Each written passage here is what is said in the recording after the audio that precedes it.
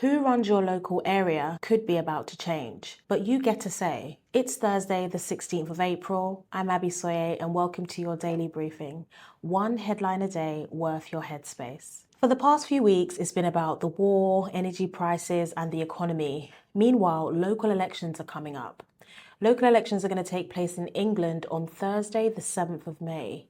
And thousands of council seats and several direct elected mayors are up for grabs. And because British politics has become so fragmented, the results are more unpredictable than they've been in decades. So here's the backstory. Across England, voters will be choosing over 5,000 councillors across 136 local authorities, along with 6 directly elected mayors. In London alone, more than 6 million people are eligible to vote, and all 32 boroughs will go to the polls. That's over 1,800 councillors.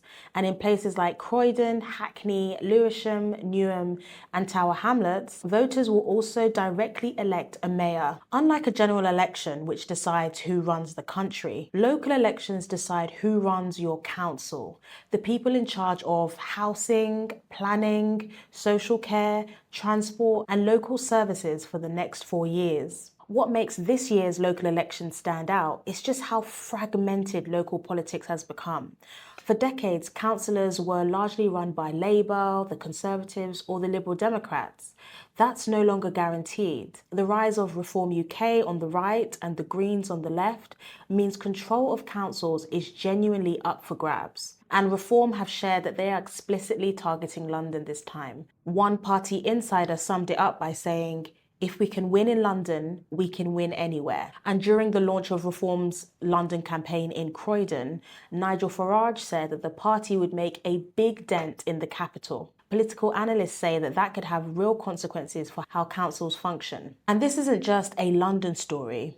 Across England, Scotland, and Wales, analysts say that these elections could redraw the political map. In England, strategists from both Labour and the Conservative Party have accepted that for the second year running, neither major party is likely to finish in the top 2 for vote share for council seats. Instead, projections suggest that Reform UK could gain thousands of councillors, particularly across parts of the Midlands and the North, while the Greens are expected to surge in cities and student-heavy areas. In London, that fragmentation could force councillors to operate without a single dominant party. A professor at the London School of Economics says this would mark a new era in the capital's local politics.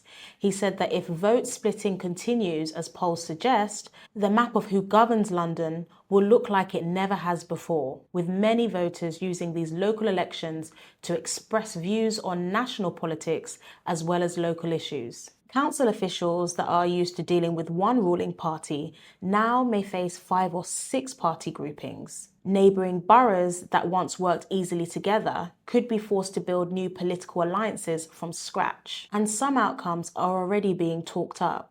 Analysts say Labour could lose control of wealthier boroughs like Wandsworth and Westminster, potentially back to the Conservatives.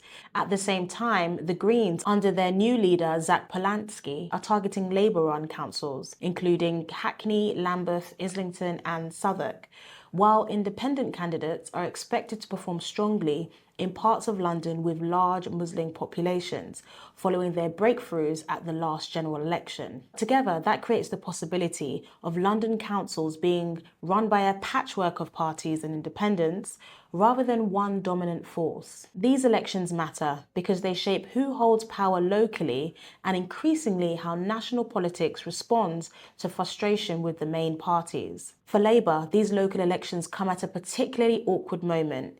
Keir Starmer has leaned heavily on his handling on the Iran war, arguing that refusing to join the conflict was in the national interest. But whether that stance steadies support or gets drowned out by economic pressure and voter discontent is one of the questions for the 7th of May. Adding in the rise of small parties and independents, what we're watching isn't just a set of council results.